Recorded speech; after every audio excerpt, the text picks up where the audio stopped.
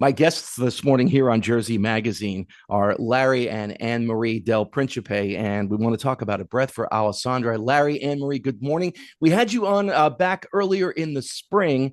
For listeners who may not be aware of a breath for Alessandra, tell us about it. Sure. And Jim, we want to thank you, for having us on again as a follow-up, and we really appreciate the support and getting us out there in New Jersey. So, A Breath for Alessandra is a charity that we set up in memory of our daughter, Alessandra Del Principe, who passed away at the age of 20, 27. She had a severe asthma attack during her twin sister's wedding reception, and she passed away on May 2nd. And we felt that we could not let her death go in vain. We felt that there is a way to help people who have asthma or other ailments relating to breathing, and also both our girls had cerebral palsy, so we felt it was a great combination to assist people with physical disabilities and also some health disabilities such as asthma or other breathing conditions. So we thought it was a great idea to do this. We formed it in 2021, and we've had four golf outings at Heron Glen Golf Course in Ringo, New Jersey. And every year it's gotten, Bigger. a little bigger and bigger. Yeah. Your most recent event was just in May, a few months ago. How did that go? Tell us how it went. Well, we had a record number of attendees and golfers. We had 109 golfers, which we never had before. It broke a record that we had before, about 100. And then we had another 45 attendees for dinner. So we really almost maxed out capacity of the golf course with that many people. We were a little worried that day because about an hour before we were supposed to tee off, we had a huge thunderstorm. Basically, it rained for over an hour, and the lights were flickering in the clubhouse, and here we are thinking, oh boy, we might not have this. And but we were lucky enough that the course was in great condition, and the superintendent there and the golf pro were great. And they said, you guys can go out and enjoy your day. And the day became beautiful. Sun came out, and we did have a really great day, even though we were about an hour late. Everyone had a fantastic time. Rain in Um, New Jersey. Imagine that. I think we had what, 6 weekends in a row, and It's it raining probably here, started right around that time too. We had yes, that's 6 weekends exactly in a right. row of just rain every Saturday. It was crazy. and Yeah, we had people from Virginia, Texas, Maryland. Maryland.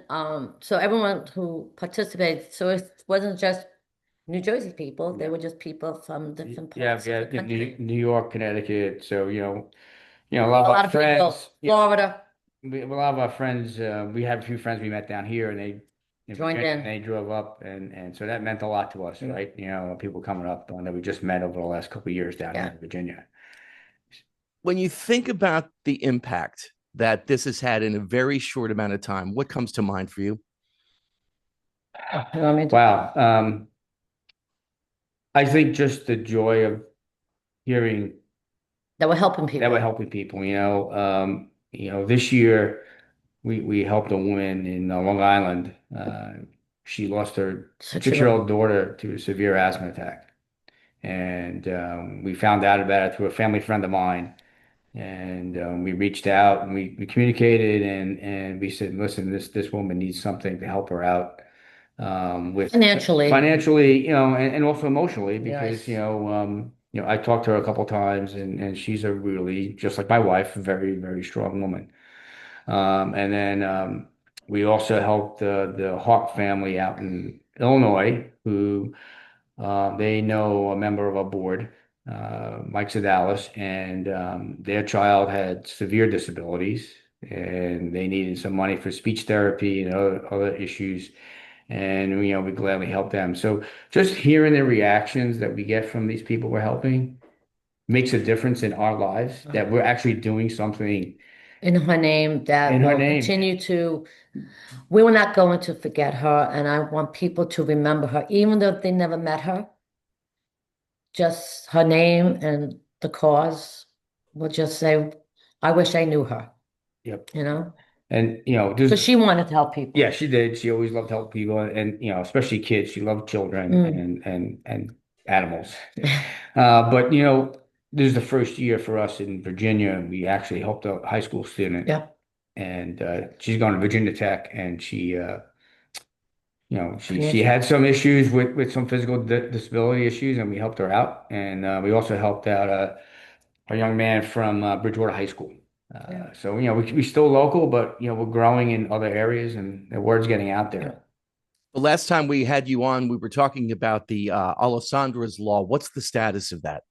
Sure. Can I speak? Yeah, okay. So just recently, we've been asked, what was the group, to go to the Hill to represent the asthma and Allergy Network. networking. And we wanted to, there are several issues with people with asthma, how the schools need to be more attentive to those with asthma. So we supported their cause. And we were on the The Washington Washington D.C. We had an interview with the Washington D.C. News. News.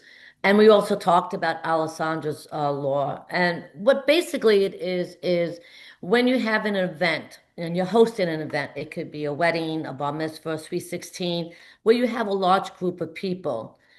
We recommend that you can rent um, paramedics to be in your location because they'll have the ambulance ready to go. They have all the medication you need. With Alessandra, all we had was just several people who were guests who were in the medical field, but they didn't have the right tools like oxygen, uh, steroids. So if we knew that we could have rented out some paramedics that day, I would have loved to have it on the premise because people at events do get hurt. They do have heart attacks. They may have anaphylactic shock because they didn't realize the food was cross-contaminated with nuts or whatever it may be, or latex gloves. That will put everyone at ease, knowing that there's someone there on the premise to help you. It took about 10 minutes for the ambulance to arrive. Those 10 minutes were detrimental to saving our daughter.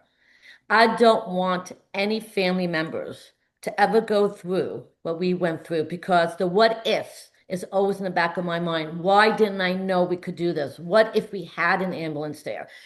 People kept saying, get the defibrillator off the wall. She's not having a heart attack. She can't breathe.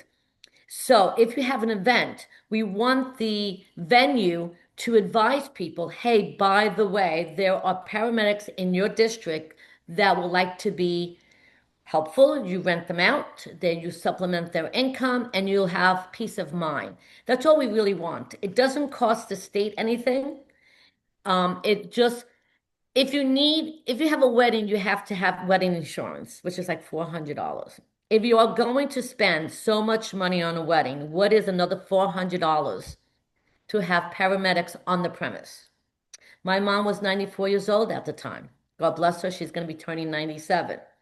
My fear was having her have some kind of issue, you know, but I didn't think at the time. So I tell people, you just don't know. So even though the bill has not been passed yet, we just want everyone to know that you can go and hire a paramedics right now. You And, don't need a law to do it, but we just want the venues to be responsible to tell the host, by the way, here's a list of paramedics. Get one on the premise for this event. and Jim, the thing is, it's about awareness, right? We want to raise that awareness that this is a peace of mind issue, Right.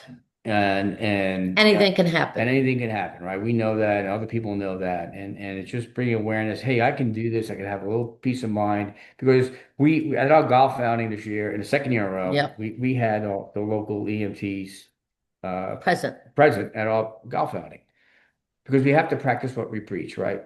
So we make a donation to them, and they were there all day, and they also got other donations from the attendees. We had a little bar set Basket. up, Yeah. and people were donating to them as Because well. their work is really important, right? So Without the I mean, MPs, thankful nothing happened, nothing but the happens. point is they were there. They were very good, and so It's a all couple of good. things that I want to let you know. So the law, as New Jersey's law process is very long. There's 11 steps to get a law passed in New Jersey, right? We're on only step 5, which is committee action. Halfway there. So the chair of the committee has to schedule this law to come forward for a vote and then move to the next 6 steps. So we're not even halfway through, and it's a slog, right, to get this done. But we need support. Now, one thing that has happened, I reached out to a company called Able Medical Transport in New Jersey, and I talked to Greg Scott there. He's the president, and he likes our idea very much, and he's supporting it. And he's going to talk to his lobbyist, which is the Medical Transportation Association of New Jersey, to help get some additional changes to the bill, where he said you have 2 EMTs with an ambulance present. He said that is the best solution for you. Paramedics. Well, reread it, EMTs. Okay. So he supports us, right? So we've sent out emails to these kind of associations. This is the first one response we got, so maybe we're making a little headway. We also met an lobbyist while we were at the Hill who was also part of the asthma committee, and he was amazed that this law has not been placed. So he's also on board with us. So we just need to put all the pieces together, get the people to talk to each other, because I think this bill is just an awareness bill. That's all it is. It doesn't cost the government a dime. To us, Jim, So, it's a no-brainer because, well, we support it, we understand it, and it's no cost to the state at all, 0. And we live in Virginia now. I've been here over 2 years, and we had a call with one of the state delegates. They do it different here in Virginia. They don't call it assemblymen, they call them delegates and senators. So we had a local meeting with a local delegate here, and he was very interested. And so we had to do some research for them on larger venues in the four county that surround us, and some of the paramedic associations that we can use to help get us. So there is slow progress being made. Our goal is, we want to pass New Jersey first. I think it'd be great for New Jersey to be the forerunner of this because that's where we lived for 30 years. And I think that will start the momentum, but it's a slow process. We need people to talk to their local assemblymen to get this bill passed, and it's Assembly Bill number 2579, and we encourage you to talk to your local assemblyman to help get this passed. For listeners who want to learn more about A Breath for Alessandra, where can they go? They can go to our website. It's abfacharity.org, and we're on Facebook, Instagram, LinkedIn. Everything's there. And you'll see all the updates of our charity, what we did this year at the golf outing. Larry, Anne Marie, it's been great catching up with you, and best of luck going forward with this. Thanks a lot, Jim. Thank you. Appreciate it.